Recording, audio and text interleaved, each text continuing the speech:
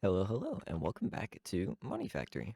Last episode, we got this giant blast furnace set up along with the giant vacuum freezer, allowing us to bulk craft a lot of the alloys that we've been making and run them a lot faster. The same for the vacuum freezer. We can make our hot ingots into normal ingots a lot easier, and we'll be able to continuously upgrade these as we progress, later getting access to higher parallel hatches, allowing us to run 64, 256. Eventually, we'll be able to run 4,000 recipes at the same time, but that's a little ways in the future. For now, though, we have a good amount of progression to take care of. I think we'll be able to get through all of the Sculk stuff, along with getting the tier 7 and 8 microminer. And I'm not sure how much further we can get past that before we have to make the tier 2 fission reactor. So I think this is where we're going to start today. So the main material for getting the tier 7 microminer is cryolobus. I don't even say that. I'm going to mess that up every time. We have a couple of options for making this. We can either make the dust by combining Sculk and Manolin, or we can smelt warden tendrils, which we can get from the tier 8 microminer, or the tier 4 gives us some, and the tier 7 also gets us a bunch. So I think that does mean we have to do it the Manolin way, at least to start. So let's just get a pattern for this dust, a pattern for mixing Manolin, and then the Sculk catalyst, I think we're going to have to build its own LCR for. And that's just going to take some stone, some liquid berkelium, and XP. In order to run this, though, we need to find a Sculk catalyst that's not going to get consumed. We just need it to run it the first time. And we could run a tier 6 microminer to get one. Let's see what that costs. Ooh, that's a lot of Enderium. Is that worth it just to run it once for that? Or I could just try to go find some, I think. Should have a silk touch shovel, yes. And my luck for finding this thing is probably not going to be great. We're just going to have to randomly explore caves until we find something. Ooh, it's not Sculk, but this is cool. Oh, that is Sculk. Now, is there a catalyst somewhere? Hopefully those aren't only in ancient cities, because that would be awful. There's more. There's one. So we'll need a pattern for Manolin, a pattern for cryolobus, a pattern for the Sculk catalyst. I should have a good supply of berkelium for this. And then I guess we'll just need to build its own LCR. And with this LCR, we should be able to pop our one Sculk catalyst in here and then add the recipe for making more. And then the cryolobus is made in a normal chemical reactor, and that should actually complete that.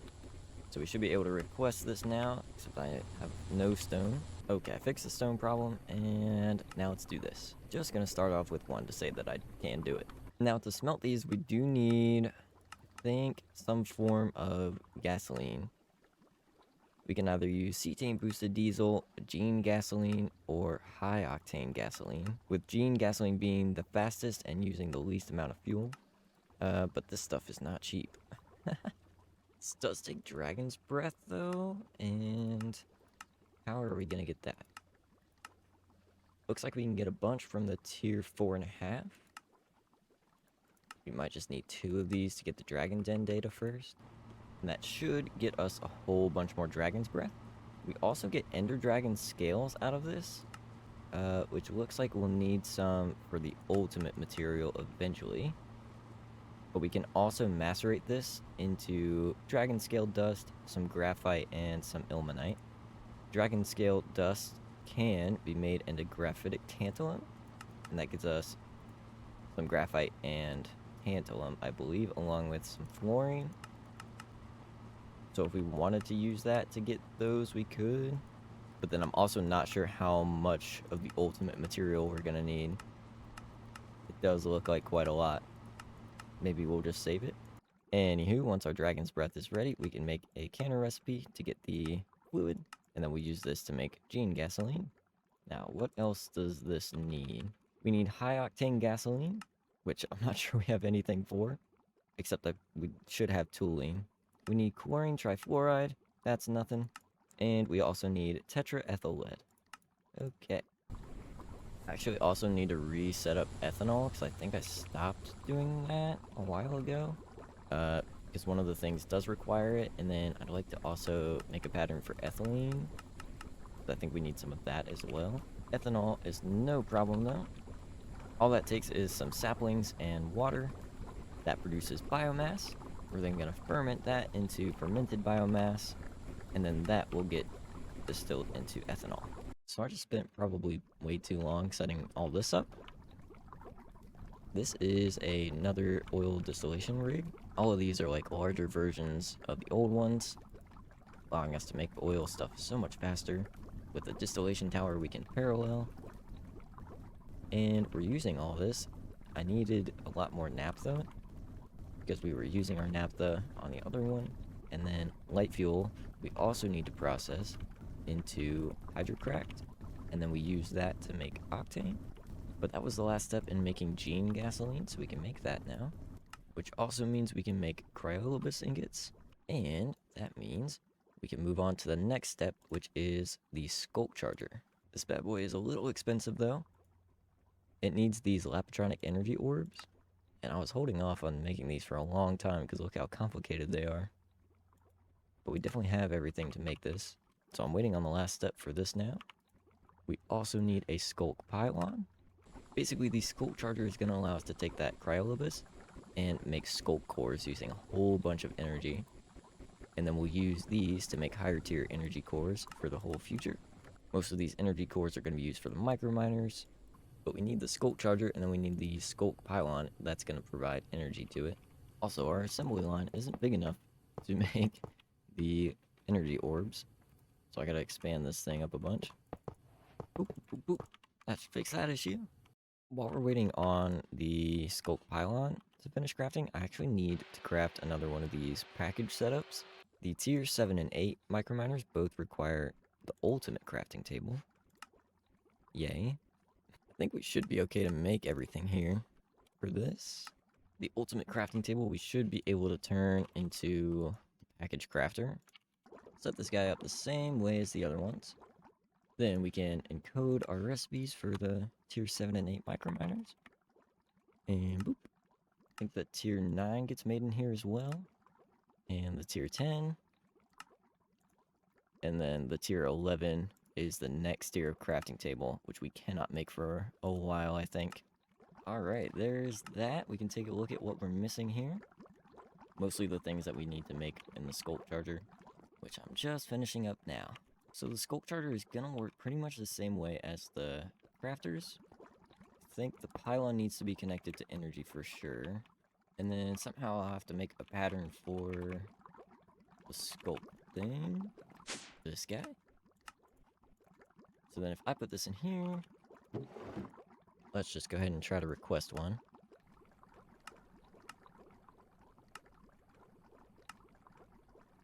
Oh, it did work. Awesome. I don't know if I did this right, though. I'll probably have to fix the auto-crafting next time I make it. But we did get one. So now we can start crafting these energy cores, but we need these empowered blocks first. And that's going to require another crafting setup. Using this crafting core, we're going to do some combination crafting, which takes a block of something and some other materials, and it empowers it. And we're going to be using a lot of these empowered gems here in the future. So we'll definitely need this, and we'll want to upgrade this to the combination package crafter, so that way we can automate it. And then we'll need 4 of these marked pedestals. And then this thing we need to set up a little differently. I think this thing does need power, yes. And then we're going to do our packager setup, like these other ones. And then we're going to get some of these marked pedestals around them. Now, I'm not sure if the packager will put items into these for us, or if we have to do that ourselves. We're going to find out, though. So we can start making some empowered blocks with this. There's powered Restonia, powered Inori, powered Void crystals, empowered Palace crystal. Then we have Diamantine and Emeradic. All of these are going to take some different materials. But we can save this and put it into our things here. The main ones we need right now are the Palace Crystal and Anori. Normal Palace Crystal is made from lapis. And then this also takes some mana-infused metal and a water fluid cell. How am I going to get that? If we use a cell mold on an extruder, it looks like we can make this from PBI. And then I'm not sure how we get fluid into this because there's no recipe for it. Maybe the cannon? Yes, that works. Okay. So the real question is, can I make a recipe for this? I think so. And then we'll use that water to make the empowered Palace Crystal. Now we need mana-infused metal. And this is just primal mana and the mana-infused metal dust, which is titanium and primal mana. Alright, let's get some Palace Crystal. Mostly just to see if this is going to work. Oh, it did work. Perfect.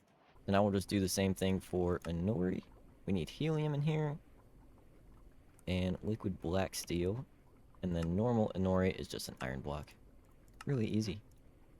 So that should be the last thing we need to make the first energy core. These are just made in assembler, so it's really easy, and they don't take very long at all. So let's make one of those. And I broke it. Oh, probably because it needs fluids. There we go. Then we can upgrade to the bathyal energy core. This is going to take empowered emeralds and diamonds. So I'm waiting on the tier 7 to finish up, but I noticed with the bathyal energy core, this has a centrifuge recipe using refined residue dust, and this produces some really nice stuff. And this doesn't get consumed, like infinite chestite, which means infinite naquata, some diamonds, and then this clean inert residue that comes out of that can be processed using the next tier of energy core. That gives us infinite europium and caymanite and osmiridium. That would be really nice to have, actually. So I'm considering setting this up, because this also produces a lot of resources for free, basically. We just need to set up some stone residue processing, and that's just stone and hydrofluoric acid. So we get all of this stuff for free. Let's just do it. I'm not sure if I want to set this up with multi-block machines or just singles. I guess we can see how fast it goes with just these. So to start, we're going to need to process some stone into stone dust. So this rock breaker is going to produce cobblestone, and then we'll macerate that into stone dust. We then need to combine the stone dust with hydrofluoric acid in order to get the dirty hexafluorosilicic acid. So we're going to want to craft hydrofluoric acid into here. That's going to produce the dirty hexafluorosilicic acid and quartzite, which I may just go ahead and autoclave so we have an infinite source of that quartzite. Then this is going to go into a centrifuge. That's going to turn into stone residue dust and hexafluorosilicic acid. And then we'll autoclave that quartzite so we have an infinite supply of that. And then we can just store it.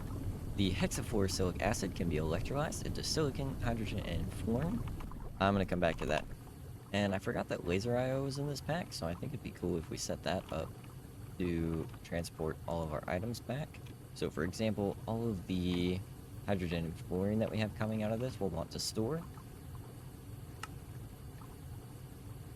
So I think if we use a fluid card here and extract, then we use another laser node on the input drawer. Set to insert. That should connect those. We just need this laser wrench.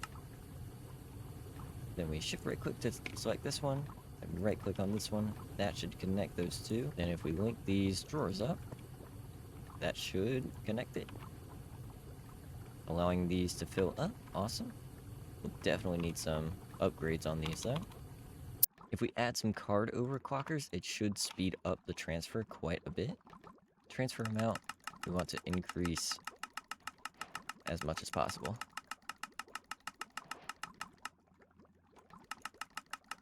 Okay, control shift click to change that to 1000, and then we'll upgrade that to as fast as possible. Or do we want this to be super fast? There we go. And we can do the same thing with an item card to get the silicon out of there. Okay, back to the processing line. We have all the stone residue dust now. That's going to get centrifuged again with sodium hydroxide and water.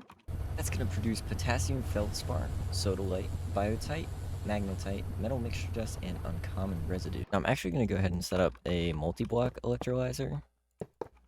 I think that'll help us deal with all of the things that need to be electrolyzed faster.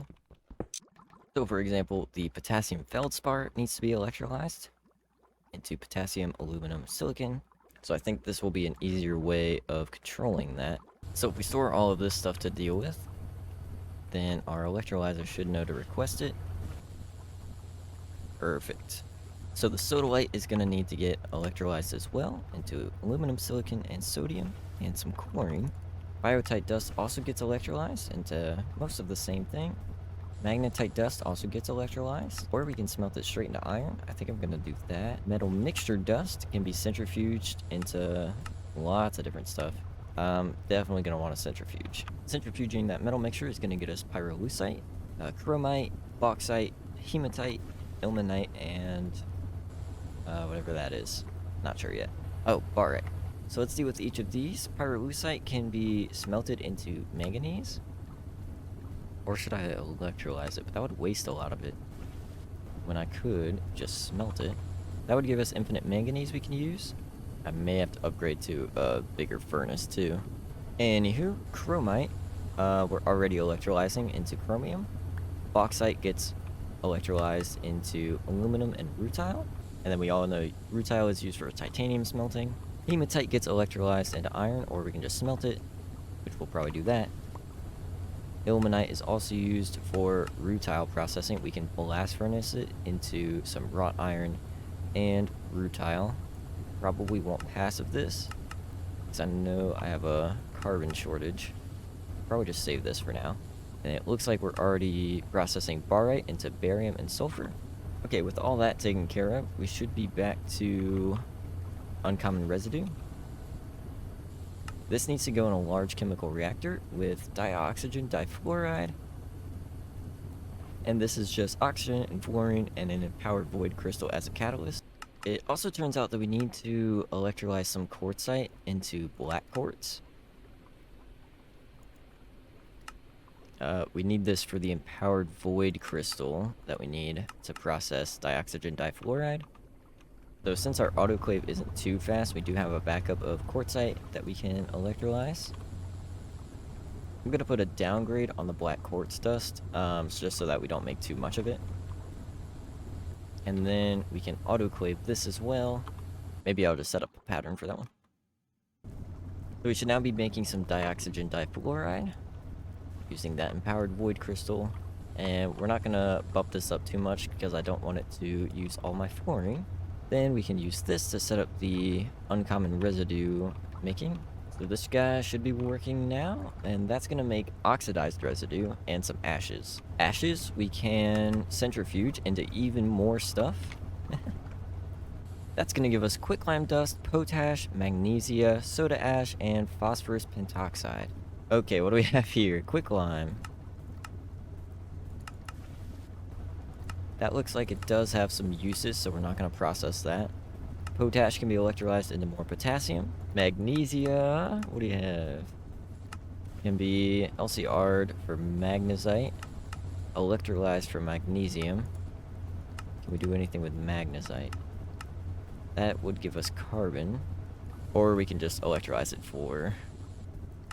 Oh, that takes carbon dioxide anyway. So we could just electrolyze this.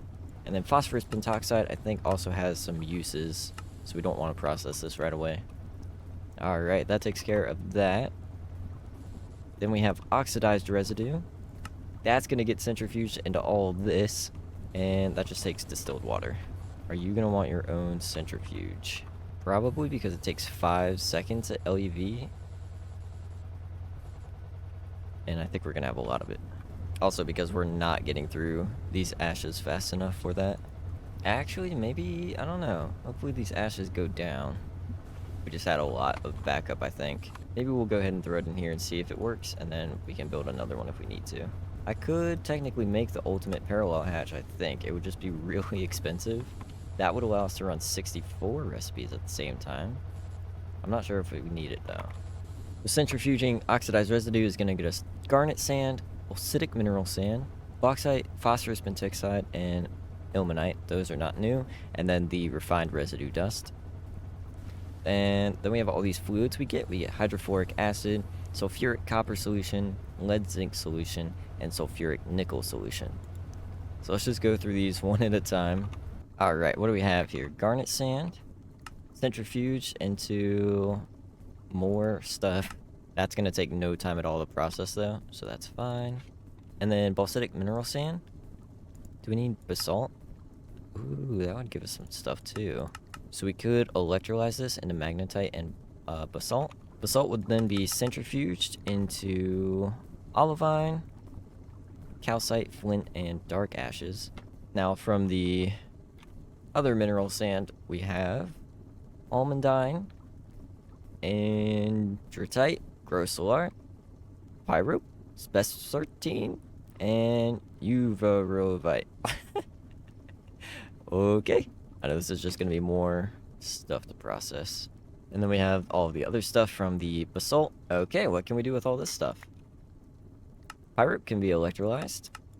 I'm not sure if the big gems have any use. It doesn't really look like it. So we can just electrolyze this for more stuff. Same for almandine. Actually, that one does have a use for Restonia. And then we can use an implosion compressor in order to get the gems out of this. Spessartine does not have a use, so we can electrolyze this. Same with grossolar. Same for androtite and uvarovite. On to the next stuff. Olivine can be electrolyzed. And it doesn't really have too many uses. Tag filter. We can use it for more engraved crystal chips, but we're using emeralds for that. Maybe I'll keep it around. We don't really need more stuff. Flint dust can actually be centrifuged into silicon dioxide, but we might keep that one around as well. Dark ashes can be centrifuged into more ashes and carbon dust, which will be really nice. And then calcite, I think we just keep around. What's going on with the fluids here? I think we may be processing these two already, the lead zinc and the nickel, and then the sulfuric copper solution. That also just gets electrolyzed into some copper. Okay, where are we even at now? We're up to refined residue. This is what gets centrifuged with the bathyal energy core. We don't have very much of it. So, using the bathyal energy core, we'll be able to centrifuge the refined residue. That's going to give us pitch blende, borax, rare earth, snow chestite, diamond dust, and the clean inert residue dust. So although it's going to be very slow right now, everything here is technically passive. We have an infinite supply of pitch blende for uraninite, thorium, and lead. We'll probably just go ahead and centrifuge that. Borax gets turned into boron. Rare earth, we're already centrifuging into a bunch of other stuff. Snow chestite is noquata with diamond dust, which is going to be nice. And the clean inert residue. I don't think we can process this yet. We need the Abyssal energy core, which is the one above the bathyal one. But then we'll be able to process this into europium, caymanite, and osmiridium. So this is chaotic. Well, I mean, think about all the stuff we got. This is crazy. I'm hoping to speed it up in the future, though. I think looks like stone dust is the main culprit right now, so we might need a large macerator. But I'm gonna come back to this, actually. We're gonna go back to our Sculk processing. Now that we have the tier 7 miner, we're gonna run this guy in the advanced microminer, assuming I have deep dark data. Uh-oh. What do we need for that? That's a tier 4.5. Okay. Running this mission is not only gonna get us the warden tendrils, which we can turn into cryolobus. Yeah, I'm not even gonna try. This is also going to give us warden hearts, which we're going to turn into cryococcus. This is the sort of the next material that comes from the cryolobus. But in order to make this, we need the Discharger. A huge multi-block that's going to allow us to take our energy cores and unleash all that energy to make new materials. I think we are able to make this. It's just going to take a lot of cryolobus. So let's see what we can do. After building this, we'll be able to make cryococcus. That's what we need for the Abyssal energy core, which we can then use to make the infinite europium and all that stuff. Where does xenon come from? Ender air. Let me get working on the discharger. I have a lot of blocks to craft. Okay, I should have all the blocks ready to make the discharger. I think I should just be able to use the terminal and boop. Uh-oh, forgot the glass. All this thing needs is an input and an output bus. Not sure why I did it like that. It also needs a dynamo hatch because it's technically supposed to output all of the energy that the energy cores have saved up. I don't think that's implemented yet, but this should be done. I can't see what it's missing. Okay, there we go. Now I got it. So now in the discharger is where we're going to make the cryococcus. This is going to take 5 blocks of cryolobus, the bathyl energy cores, and some warden hearts. But to get those warden hearts, we need to run this microminer mission. And I'll go ahead and make a pattern for making cryococcus. And if we throw that in there, we should have our warden hearts now. And somehow I just... where'd it go? What? Oh, why'd I do that? We should be able to request cryococcus. Missing some stuff. Once we have our cryococcus, we can make the next tier of energy core, the Abyssal one. This, however, is going to take stabilized Einsteinium, and that comes from the tier 6 microminer. The tier 6 is just a lot of Enderium, so we got that guy. We can get started on our Abyssal energy core. This is the one that we can use to infinitely make europium and stuff. We'll need to take the clean inert residue from the process that we're already doing, which we have 4. I'm probably gonna have to figure out how to speed this thing up. I think it's just this that's slowing us down. But for processing this clean inert residue dust, we need to turn it into ultra-acidic residue. This is gonna require helium hydride, and the best way to make this is in a distillation tower. This guy's only gonna have 2 outputs, and then we're gonna request tritium hydride in here with a crafting card so it knows it can make it. Although we shouldn't have to make this too much. The distillation tower does recycle most of it, so as long as it knows it can make the first batch, we shouldn't have to make too much. Okay, we finally got the Abyssal energy core. Once we have some ultra acidic residue, we can put all this into an LCR. Except we need xenon. Where do we get that? Oh, distilling liquid ender air. Cool. Or we can get some from this microminer mission. And we already have some, actually. Okay, once we have everything in here, this should start producing all the good materials. We're going to get xenic acid and dusty helium as well. So the xenic acid is going to get electrolyzed back into xenon. And then the dusty helium gets centrifuged into terranium enriched helium and terranium depleted helium. The terranium depleted helium can actually be centrifuged back into clean inert residue dust. And then the terranium enriched helium is going to be used in the fusion reactor. That's going to get us terranium, but we can't do that until the tier 3 reactor. And I'm not actually sure if we need terranium. It doesn't look like it has any uses. Oh, yes we do. So we'll have to set that up once we get the tier 3 fusion reactor. And with that, I think this setup is looking pretty good. I think we got most of the way through all of the Sculk stuff. At least as much as I can do. What we're missing now is the tier 8 microminer, which I definitely am not ready for. And then to go any further, I believe we need tritanium for both the UHV circuits and some of the other stuff, like omnium. we're getting very close to being ready to make this, which is a combination of all the materials. So we're almost to that. But what we're missing now is the Tier 2 fusion reactor. That will give us access to the UV material and titanium, which is the next coil as well, and the next circuits. So that's going to be our big milestone for next time. But with that, I hope you enjoyed today's episode, and I'll see you in the next one. Goodbye.